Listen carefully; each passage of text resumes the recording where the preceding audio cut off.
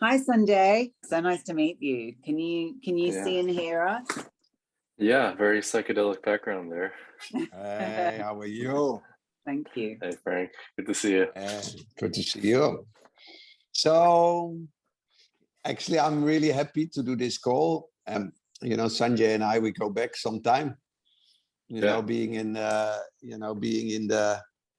the Korean NFT, being in the Korean NFT room, I guess around 4 months ago. I must have been April, May, Sanjay. Yeah, from there, always interesting. You know, I think the Korean NFT community is close, and definitely Sanjay and also Dongli actually together they played a very important role, and it was. I think it's also the beauty of that space is to find, especially in the early times, Sanjay, for me, in the early days, you know, to find all the talent and to hear all the artists introducing themselves. That was really an amazing experience. And it's now even more amazing to see people building on their careers and started to sell out. So I think it's an amazing journey. So just as an introduction to Olivia, also, Sanjay, I'd like to thank you because, you know, I called you and together we discussed which artist best to invite for the drop that we are doing for the launch of the project. We have a very nice representation from Korea. And obviously that as cherry on the cake, that also John Park is willing to join in as well. I know that he is so well regarded, even more so within the Korean NFT community. So it's really great to have him on board. So again, I'd like to thank you, Sanjay, for always your support. And actually, you know, I think you're number 10, if I'm not mistaken, in the interviews. And Olivia is doing an amazing job. So I'm going to sit back and enjoy and listen to this for sure. A very interesting conversation. But again, thank you so much, Sanjay, for all you have done. Yeah, thank you, Frank. There's so much I can say, but you were part of the original scene, like you said, and it all started from when you came in as a great guest for our Korean NFT club, and really enjoyed talking to you and learning about your collecting philosophy. And I think the roots of this project actually were kind of discussed at that meeting. Actually, like we were talking about how to connect the traditional art collectors to the NFT artists. And so, yeah, this is all you're doing, Frank. So much gratitude for you. No, thank you so much. Indeed, in that, you know, it was always, I think always for me personally, it was one of the major questions. And we discussed that also in the room with all of us together, is how we can really reach out to the collectors world and expand that. So you're right. And it's that process. So in the meantime, Olivia Sanjay is shining as an artist, selling out and doing fantastic. So yeah, really proud of you. So thank you, Olivia. Maybe I can invite you to start your interview. Oh, fantastic! Thank you so much, Frank. Thank you, Sanjay. It's a real pleasure to be here with you today. And after such an incredible introduction from Frank. Obviously your work is very highly regarded, and you know you have that practicing artist background. So can you give our audience a brief overview about how you've developed your artistic practice?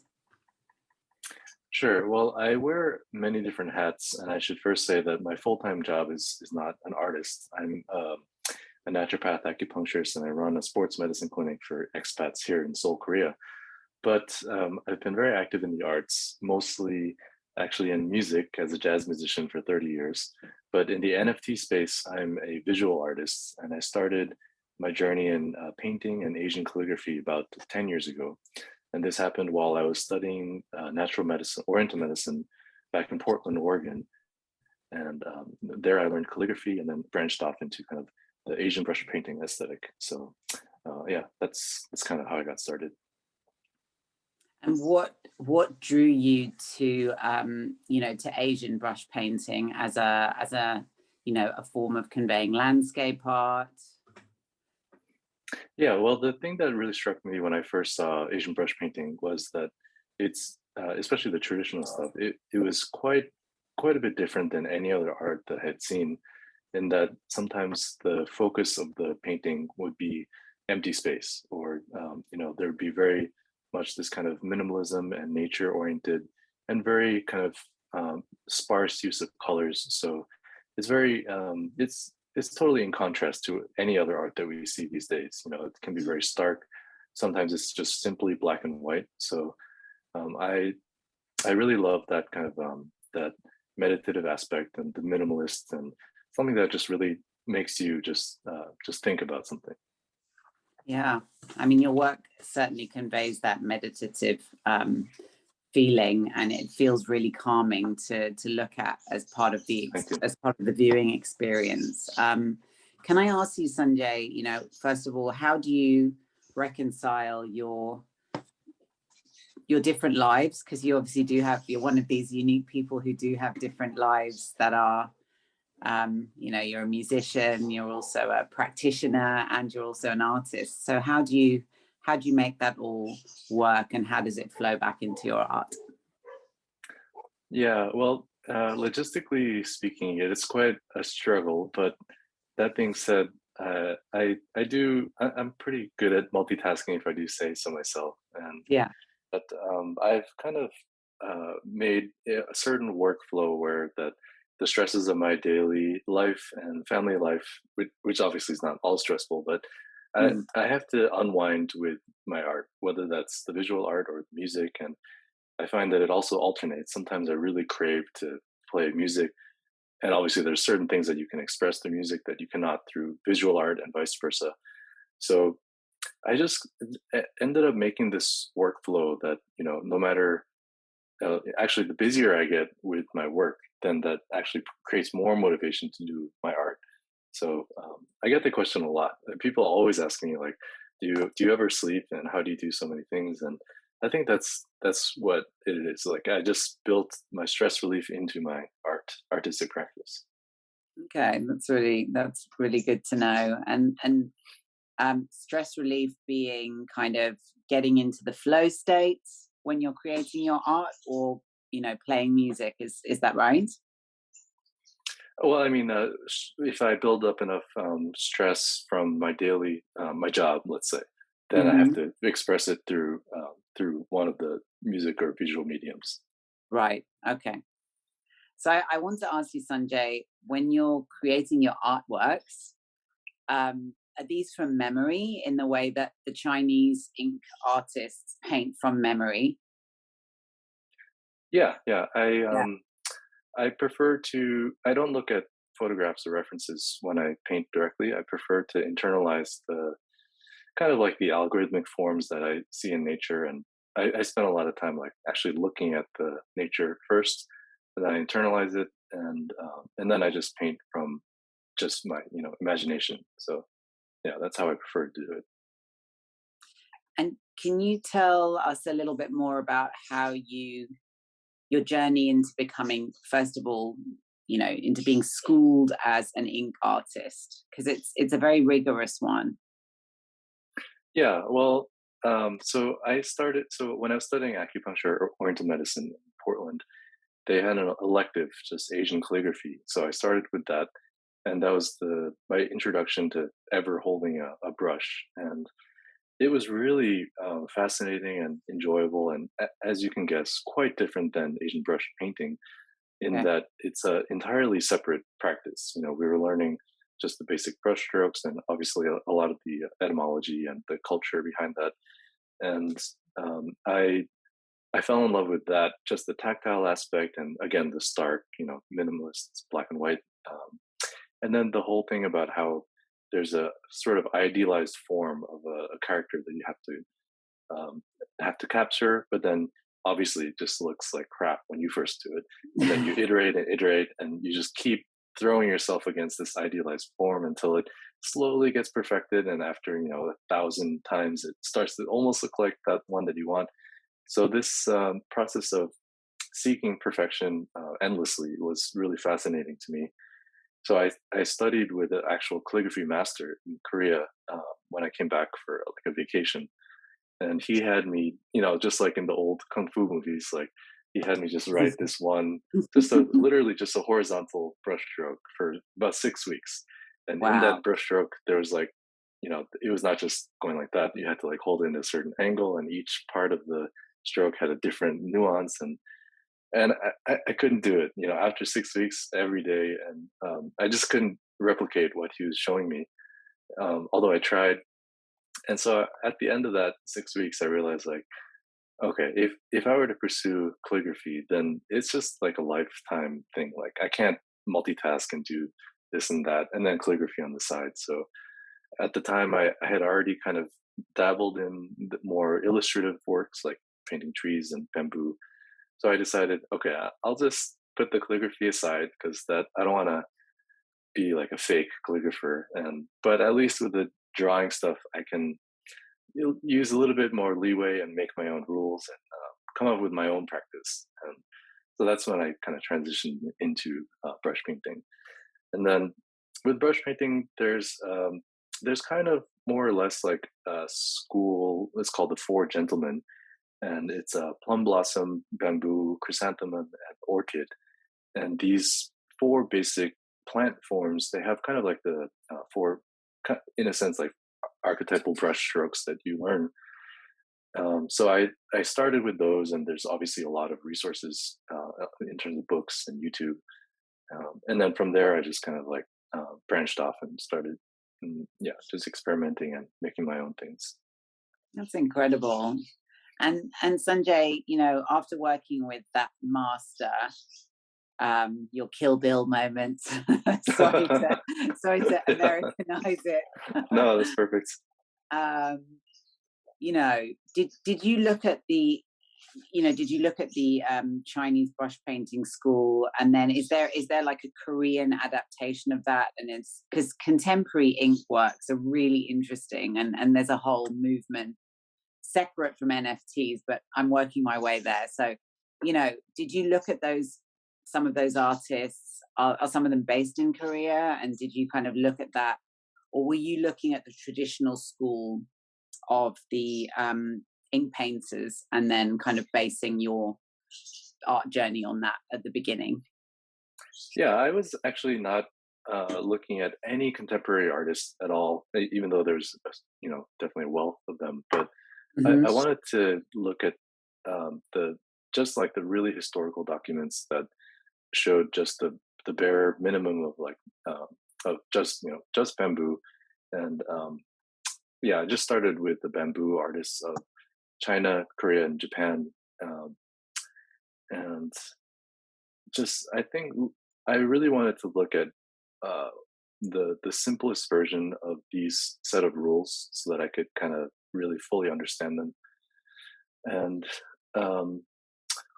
I think one thing you touched on is like why. So the difference between Chinese and Korean and Japanese also really fascinated me, because they obviously Japanese. All three cultures had their own version of this Four Gentlemen, and at the same time I was studying natural medicine, Oriental medicine. So all three cultures also had their own version of this medicine, which was super fascinating, and they were both the same. So in Japanese acupuncture, it's very painless. You use very, very thin needles. Sometimes you can't even feel it, but it has all this subtle, effect. And same thing with the brush painting. So the Japanese bamboo, for example, it would have like a very, very subtle minimalist, the most minimalist out of the three. But then the overall effect could be quite subtle and strong. And then the Chinese, both acupuncture and the brush painting, there was, this influx of details, and the acupuncture is quite strong and painful at times. And so it's like it's very very concrete and lots of it's very strong, let's say. And Korean's just right in the middle. So that's part of the reason why I liked pursuing the Korean medicine tradition as well as the Korean artistic tradition. It seemed to have aspects of both. And of course, this is totally oversimplifying and stereotyping, but that was kind of my experience when I was learning it. That's fascinating. And correct me if I'm wrong, was the origin from China and then the adaptation Korea and Japan? Is that right? Yeah, right. Of both the traditional medicine schools as well as the ink painting schools. Yeah. Yeah, exactly. Yeah. Okay. So you are a purist, though. Yeah, in a sense, although, I'm a jazz musician, so I love to experiment and break the rules as soon as I learn them. So Okay. I have to admit that I didn't fully um, I just couldn't wait to, obviously I told you about the calligraphy already. Like I just couldn't pursue that kind of like one very traditional route. Same applied with the brush painting as well. So I only really dabbled in 3 of the 4 gentlemen, and I just found the chrysanthemum flower just to be just too much. I just couldn't do it, and then I just started to make my own algorithms and just branched off from there. So in that sense, I can't really call myself a purist at all. And if people saw my bamboo and plum and orchid, who actually knew the tradition, they'd be like, oh, "What is this guy like? He's the Joker. Like, don't never buy his NFTs, that kind of thing." Well, first of all, I don't think that's the case. I think I wanted to ask you. So then, then you moved into NFTs, and your journey into NFTs has been since you've been based in Korea. Is that right? Yeah, I've been here for about 7 years now. Right. Okay. So can you elaborate a little bit, Sunjae, on the Korean NFT art scene, I guess, as a scene, and then what your entry point was into that? Oh, sure. Mm-hmm. Well, Korean NFT scene was a little bit later than the rest of the world, obviously because of language barriers mostly. But at the time when I discovered NFTs, it was already quite organized and strong community, although a little bit smaller community. Okay. Because of the actions of just a few individuals that really volunteered a lot of time and energy in terms of collating documents and organizing big group chat rooms and onboarding a lot of people and like coordinated social media kind of campaigns. So yeah, there was a group of 700 artists already that were quite organized when I got here, and but they're all mostly not bilingual. So my role as a Korean American, there was not really very many Korean Americans as well. So I was started to host these kind of like artist spotlight rooms that introduce Korean NFT artists to the foreign audience, as well as collector spotlight rooms in which we introduce collectors like Frank to the Korean audience. Mm-hmm. And yeah, so that was quite fun.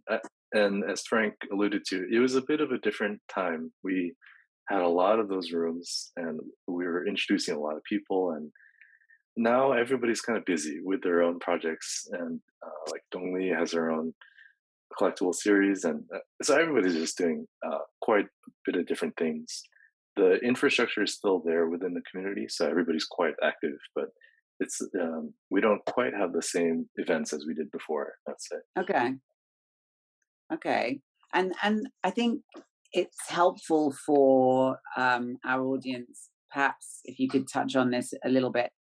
The Korean culture, the contemporary Korean culture, is very crypto savvy in a way that other markets just. So you said the NFTs have adoption has been a bit slower in Korea, but ironically, the crypto market in Korea is much more widely understood, adopted, part of kind of contemporary culture than in many other markets around the world.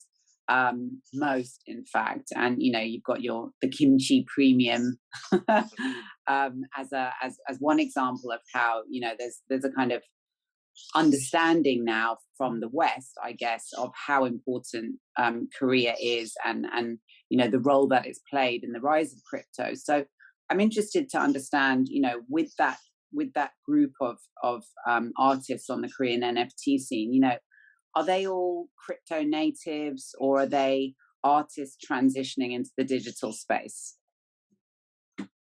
Oh yeah, well that's a good question. I think that it's pretty similar to what I've observed in the global NFT artist community in that most like me had no crypto experience at all. They didn't know what blockchain was.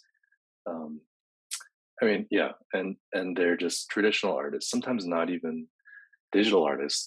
We're talking like just literally like, oil painters or of course about half of them I would say are actual digital animators or 3D artists.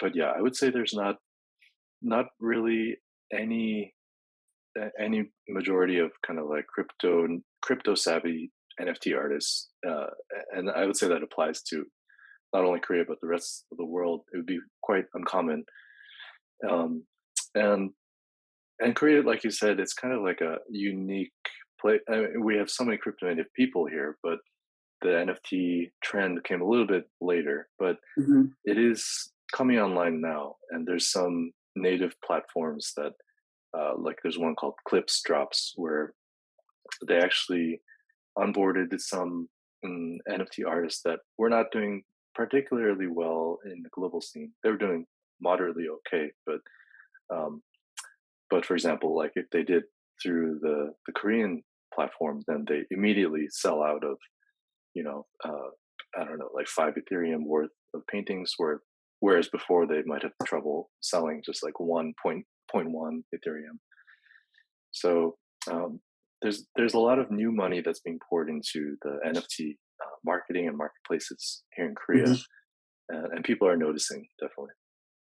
That's really exciting. And how have you played your part in this? I mean, you mentioned that you had kind of bridged that language divide, I suppose, in bringing NFT artists to a global audience. But are you playing? How else are you kind of working within this community? Do you help artists sell their work sometimes, or are you a mentor to other artists and help them kind of get into the space? Because obviously NFTs for one artist might be an easy thing to adapt and adopt their work to, and for others it might be kind of total anathema to them. Yeah, well, I would say a little bit of all of the above. I try to host drop parties and introduce the lesser known Korean artists, especially if they cannot speak English. Then, as you know, the selling of NFTs is mostly depending on their Twitter skills. So, and if they don't have somebody to kind of host the drop party for them, then it's almost impossible to get any kind of visibility with any foreign collector. So I I try to. I mean, obviously, anything from the really simple like retweeting the Korean people's work on Twitter Hmm. to I have my own Discord community of collectors, which Frank is in too, actually. And then I have like a curated section where I talk about the Korean people's work, um, and I'm also helping out with a couple like 10K projects, which were based out of Korea. Mostly one at this point. It's called the Project Yours, and it's a group of five Korean artists, and yeah, I'm helping out as kind of like a moderator, a Discord moderator, and also just like marketing and communication person for that as well. It's So amazing. again, I just have a few hats, but it's mostly just the not anything large scale, but just like really building relationships with especially small shy artists who can't speak English, and trying to. Sometimes I show their work directly to collectors. In the case of Biju Pili, actually, I really pushed her. I always push her because she's so shy and she doesn't speak English. And I I really showed her work to the collector Gabriel Santos, who's a collector of Mr. Misang. Um, and I think I can, maybe, I don't know if this is taking too much credit, but I'm pretty sure that's the reason why he ultimately collected, four of her pieces. And so, yeah, I love that aspect of really pushing forward underrepresented Korean artists. Yeah, that's really incredible. So and it's very generous of you, obviously, as well, given how many other projects you've got on your plate at one time. So I wanted to ask you, how do you combine in your work? How do you combine different mediums? Because you've obviously, to visually look at your work, it's the instant kind of recognition of ink landscapes, but then there's so much more to it, and there are so many other layers onto it. So yeah, I mean, how you're combining other art forms into the one. So how do you go about that? Yeah, well, the artistic things I do are so in a way they're not really that harmonious, in that Asian minimalist brush painting does not really fit that well with avant-garde jazz saxophone. So I tried to actually just be quite subtle in terms of the combination. So there's some pieces where I have incorporated, like, actually film photography as well is another one of my hobbies. Yeah. And I just ask you about that. yeah. But I feel like if it's too if the focus is too scattered, then the art becomes a little bit diluted. So I try to have it just be, as you mentioned, just kind of like recognizable at once as just one thing at first. And then if you look a little closer, or if you listen to the sound, then there's like a little bit of extra layer. But I always try to have the focus be on just kind of one thing at a given time. It's kind of, it seems to me like NFTs are the perfect medium, if you can say medium, or the perfect channel for your work, because you have these other facets like the avant-garde jazz, and for you to be able to combine these into your work. But obviously that would never have been possible with ink and parchment, shall we say, or this is a whole new playing field, right? It feels like almost like the reason why I exist. It's kind of like hyperbole, but yeah, I mean, as somebody who's dabbled in so many different diverse things, and the part of the question that I grew up with was like, why am I doing the things I do, and how am I going to integrate them later on? And I just came to the understanding of like, okay, I'm just doing different things, and I'm appreciating them in different ways in different parts of my life, and I'll just leave it at that and just enjoy it as I can. How has being a Korean who grew up in the US and absorbed all of, growing up in the US, absorbed all those cultural references, and now you're back in Korea? I mean, how did that play out in your life, if you wouldn't mind sharing that? And then how do you think that informs your art? Well, when I was growing up in Korea, in Boston, Mm-hmm. it was in basically like a white suburb, and I didn't have any Korean friends. Was not interested in any aspect of Korean culture, including the language. I just love Korean food, but that's about it. And so it suddenly came about while I was studying the medicine. So quite late, maybe around 30 years old. Wow. Okay. Where I finally realized, like, exactly what we were talking about before. Like, there's a Korean, Chinese, Japanese version of the aesthetics and also medicine, and then something just welled up within me that, like, oh wow, I've never really connected with this part of my life, and there's a whole lineage that I have and culture that I'm not connected with. So after I graduated, I just moved to Korea, and but then it became this kind of circular and kind of a little bit of ironic thing where I immediately started working at an international clinic, and so I'm only speaking English here. And so I expected to come to Korea and instantly absorb, this influx of cultural and ancestral energy, but it wasn't quite like that. And people here are also not really like that. They're just very, very westernized. And one of the things that is ironic for me in the NFT scene is that here I am, a Korean American who actually, my Korean is not great, but as you can see in my art, it actually looks quite Korean. Whereas the Korean the Korean NFT artists, they can't speak English, but they're all quite westernized. And sometimes if you look at like Pilly's or Biju's art, it looks like a guy in a street artist in Brooklyn made it, you know?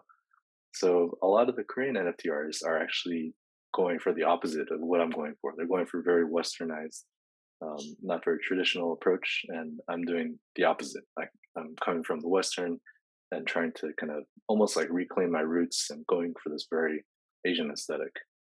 Yeah, that's a really interesting interesting way of framing it. And your work is really, I mean, it's just so calming and so beautiful. But you have introduced color into your work. So you started out kind of on the monochrome, and colors come into it. Is that because of the medium, you think? Has NFTs kind of enabled that? Well, even when I started, so I mean, I had a lot of colorful stuff from way back when, but Okay. I always like to just start very simply and then develop the motif. And so when I started painting, I just started doing just black ink for over a year or so, and then I branched out into colors. And I think with my NFT stuff, I followed roughly similar routes. I mean, I was still using colors in the beginning, but a little bit more just testing the waters and using maybe just one or two colors at a time. Yeah. Yeah. Okay. And your photography, can you give us an indication, Sunjae, about how your photography practice has come about and how you integrate that with your ink painting? Yeah. Well, first of all, I can't really call myself a photographer by any means. It's just super hobby of mine. I really love it, but I can't even dedicate that much time to it these days. But um, part of the thing that was a little bit disturbing to me when I transitioned to digital is that everything was just too clean. You know, it just looks digital, and nowadays not so much because I've discovered other programs. But so one of the ways I decided to kind of remedy that was through using these with film photography. You know, there's oftentimes like these very grainy and gritty gradients and um, just like artifact photos that come back from the scanning place that it's on the beginning or the ends of the rolls that it's the burned by light, or you know, they just look like abstract paintings, like your Zoom background right now. And and I decided that it would just combine well. So I liked to match the very too clean digital stuff with this kind of like gritty film aesthetic. That was like the Wasteland series, I called it, when I first started NFTs. And I still like to incorporate photos into my work, but as we said before, it's just like it's a subtle touch, not trying to like really present like, okay, this is a painting plus a photo or anything like that. But Yeah. should be just like, oh, this looks like a painting, and then if you read the description, it's like, oh, there's also a photo in there, that kind of way. Understood. Okay, that's interesting. And so you actually use you create on what digital kind of what do you use as part of your creative process? Excuse me. It's all through iPad, Okay. through Procreate, and this new program called ZenBrush 3, which Mhm. it mimics the watercolor painting quite well. It's really incredible. I almost hesitate to tell people about it because it's just like it's so easy to use that I feel like anybody can just like make incredible works with it. But yeah, that's the I vision. somehow feel they're not going to click for you. Thank you. Yeah, and then musically, it's just through the Logic mostly, and then I combine all these things with After Effects through a little animation stuff. And do you think that the technology is catching up with how you envisage your work developing, or do you think that the technology is facilitating your work moving into new directions? Specific apps like Procreate or ZenBrush 3, do you think that that's facilitating the work that you see in your mind that you're then kind of making happen, that you're then bringing into reality? Or do you feel like when you look at your work, do you feel like, oh my God, I wish there was something more on the tech side that could facilitate that process just a little bit better? Do you feel like, is one informing the other, or is it the other way around? I suppose that's my question. Yeah. Yeah. Well, I think it's the former. I mean, the tools are just way more than sufficient, and I'm just learning how to. There's just the very, very basics of how to use like After Effects. I could spend like 10 years just learning that one software, and it would be endless. And so I'm just using it in very, very simple ways. So there's never a time that I think like, oh, I wish I had the tools for this. It's just always like, oh, I wish I could spend more time learning the tools so I can express it better. Got it. Yeah, and then there's one. So eventually, when I integrate these two fields of this slight animation plus my music, I do see it coming into another phase where it'll be a lot of this kind of audio-visual live performance. So there's a program called Touch Designer, which I haven't learned yet, but I'm really interested to learn, which kind of like it integrates the visual with kind of live responding to audio. So you can program some kind of visual elements, and then if you play music, then they react according to that. So I feel that this is going to be the next phase of, I can actually perform. And then when I perform, behind me, there's like a screen that kind of shows, I can have my fish swim according to, what notes I play and things like that. Yeah. So really excited about that next evolution. That's really exciting. And do you see, now that the world is coming out of lockdowns and everything, do you see, how do you want your work to be digested and interacted with? I mean, we have the MetaArt Club, and we will have the Metaverse Museum, and obviously collectors within this space are collecting prolifically, but I think there'll definitely be a new collector base here as part of this initiative. So how do you want collectors to interact with your work? Is it via a screen, or do you see that at some point there will be like a physical aspect of you doing performance works, as you mentioned, with work in the background, or what are the different offshoots of that? Well, the highest thing that I'm trying to aspire towards is actually, let's see, I haven't actually said this out loud yet, but so it's hard to articulate, but it would be just like virtual or real installations where there's various audiovisual NFTs installed in various areas of the installation, such that wherever you go within the installation, there would be a specific chord, let's say, combined with the visual, and as you walk through the space, then you can experience various types combinations of the audio, plus you see different things. And it's possible now through both. Obviously you can set that up easily in a real life space just through various speakers, right? And on Cyber, the NFT exhibition software, they also very recently introduced this positional audio feature where you can just play audio, just kind of similar to crypto voxels, I guess. And then it gets louder according to how close you are.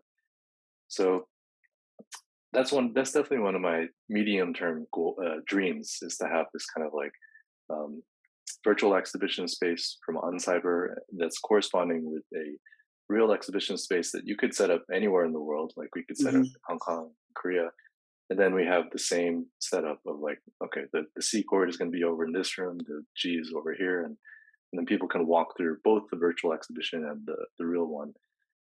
I think it'll take some time to not to set up. I mean, I could make that today, but to think of the possibility of like what is basically becoming a 3D musical composition. I don't think this is really this is not done in the jazz world. It's done perhaps in a lot of like the art scene in general, just experimental music installations. And I know people who have done it, but it's very new way of thinking for me. So I want to kind of take my time and let it ferment and see what kind of possibilities are going to be there. But that's definitely on the horizon. That's so exciting. And thank you for sharing something that's like a nascent thought for you. I think that's sometimes, you know, it takes courage as well. Yeah, well, thank you for asking. I wanted to ask, you know, the relationship between collector and artist seems to be undergoing, I would say it's rapidly changing in the NFT space. And, you know, because you have been so integral to connecting collectors with this group of Korean NFT artists, I think it's something that it's interesting to talk to you about. So do you see a new kind of arts patron coming, or a new type of arts patronage coming out of NFTs that perhaps didn't exist before, in a way that is, you know, how do you feel about that? I mean, yeah. In general, I think it's an amazing new model that most artists have not experienced. Even as musicians, like we do get to meet the people at the concerts and talk with them, but we're not really like, when we sell them a CD, it's not the same as selling them the one NFT of that CD, you know. So with most visual artists, it's a completely new experience of having the middleman be totally cut out, and there's no more gallery commission, and then they have to market themselves directly to the collectors. So, and then when they get this community of collectors, I would say that it becomes like a two-sided coin, and I think it's like just rapidly developing as well. I mean, on the one hand, you suddenly have this very intimate fan base of your art, and people who appreciate you, who are willing to financially support. And I would say a little bit of the dark side, or the side that still needs to be negotiated a bit, is like suddenly they become investors in your work, and I think some artists feel a little bit of pressure that they had not felt before. Of, oh, okay, I have this people. If I take a direction that they don't like, then I'm going to get a lot of feedback. So, and I've seen artists navigate the NFT space, and that has been a little bit of the difficulties for them, knowing how to continually please their collectors while at the same time feeling the freedom to pursue what they want to. Yeah. That's really powerful. The way that you frame that, Sunjae. I think, you know, with the MetaArt Club curating the work of artists, I definitely feel like Frank is on a mission to make that a more equitable process, whereby, you know, it's not to take away the connection between collector and artist, but it's certainly to have a bridge between, an informed bridge between, so that the MetaArt Club and you know, by virtue of that, Frank, Lavina, Sarah Pringle, you know, they're the ones who are having the dialogue about the direction of the art with the artist, rather than the potential for that darkness that you've just outlined, you know, and that it's coming from a place of fine art, a place of, you know, that's the philosophy behind it. So I think that that's something that's quite powerful as well, and would hopefully also protect the artists. Yeah, and I think from the curator and collector side, you guys are much more experienced navigating the subtleties of this, and I don't think there's any dark side from that. And like, you're very experienced in kind of letting the artists do their thing. And so it's just new from the NFT artist point of view, where it's like, oh, now should I go with what these people like, or, you know, suddenly that thing has appeared.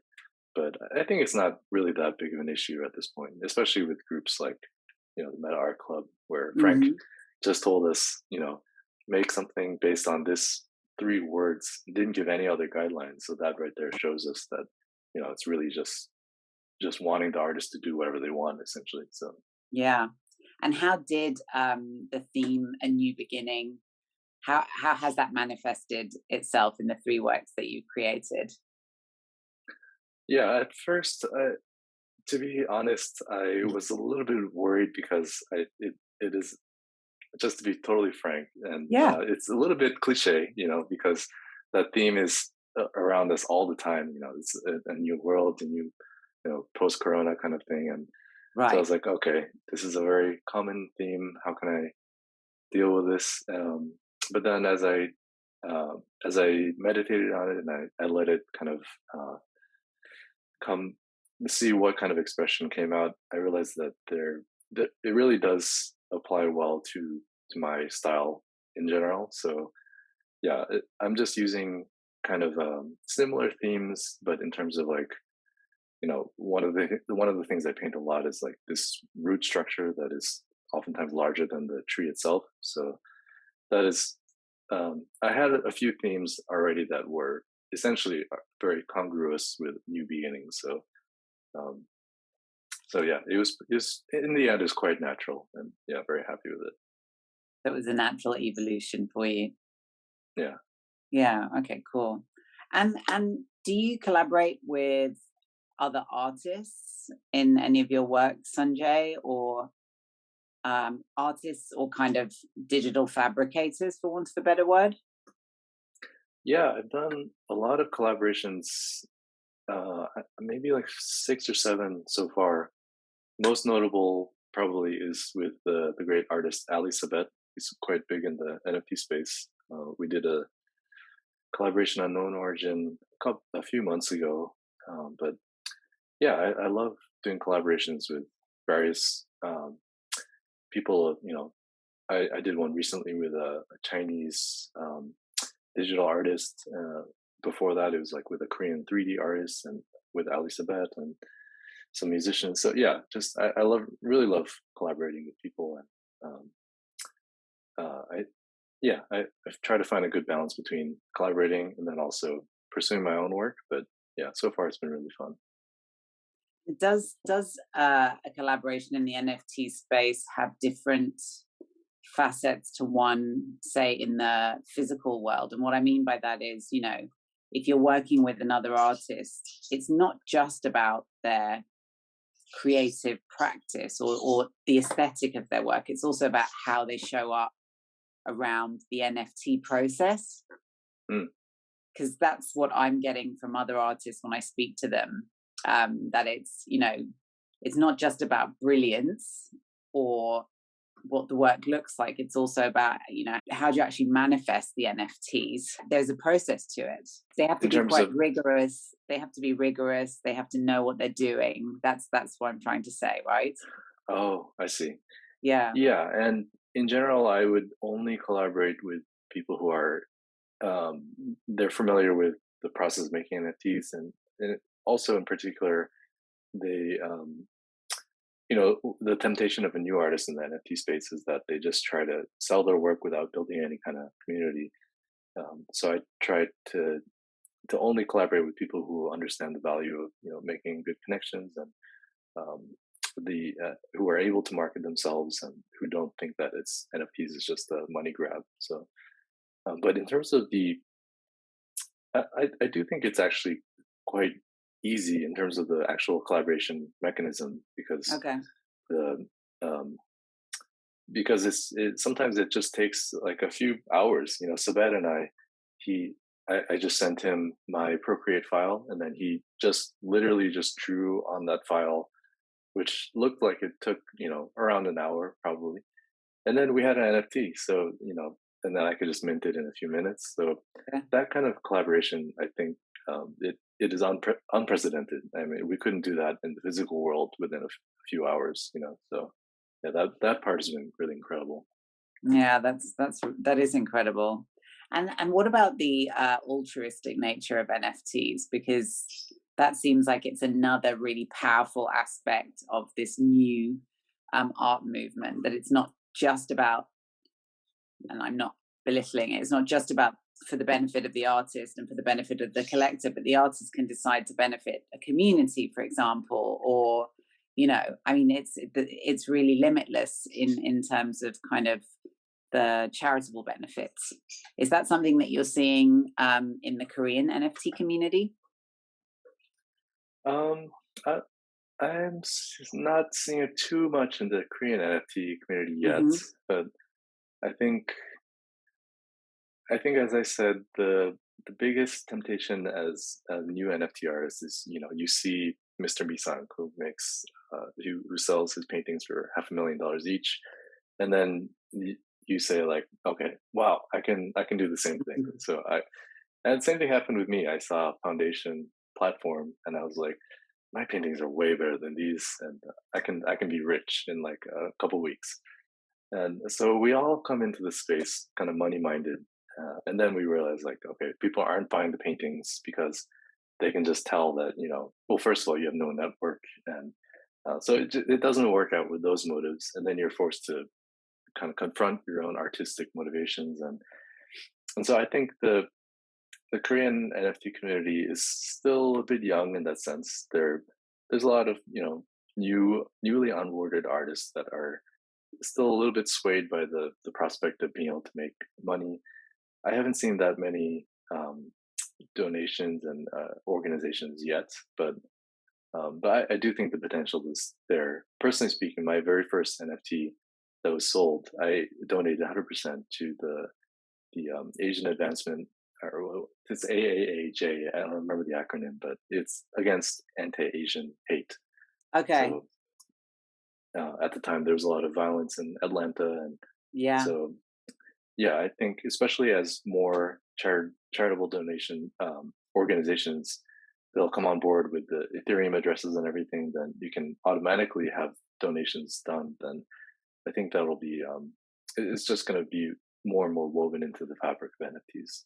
Yeah, that's fantastic. And actually it's woven into the fabric of the MetaArt Club as well. So nice. We're working with the Sovereign Art Foundation, and they benefit communities of underprivileged children in Hong Kong and also Cambodia with art therapy. So it's a really important part of the whole process for us. Yeah.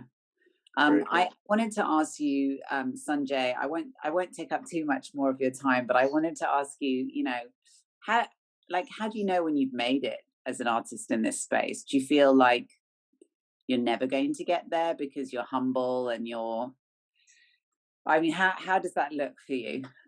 Because you said you started out with money as, you know, as a kind of lofty goal, and then your practice took over, and you know it's developed since then. So what does making it look like for you? Well, there's different benchmarks that I had in mind from the beginning, and in a sense, I do feel like, just to put it simply, I do feel like I've made it now, just because I have a very close community of artist friends and collectors that I'm so grateful for. And whenever I release work, it gets sold out almost immediately. So that I'm very, very grateful for.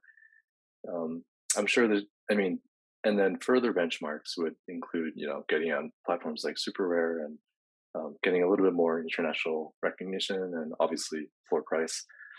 But the furthest benchmark is going to be the actual integration of the three different sides of myself, you know, the visual art, the music, and ultimately the medicine.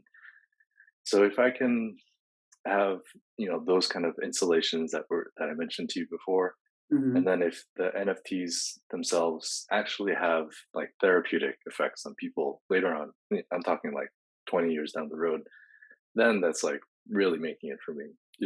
If somebody can buy my NFT and get healthy from that, then I'll be like truly happy. That's incredible. That's a really incredible vision, and I'm sure you will make it happen, Sunjae. So thank you so much for sharing that. Thank you. And it's been a real pleasure speaking to you today. So really looking forward to seeing your works that you've created for the MetaArt Club, and touching base again soon. Thank you. Well, thank you so much, Olivia. It was a real pleasure. You had some incredible questions, and I hope I didn't ramble on too long. Not at all. No, quite the contrary. Thank you so much. All right. Thank you. Okay, take Talk care. to you again soon. Thank you. Bye. Bye-bye. Bye-bye.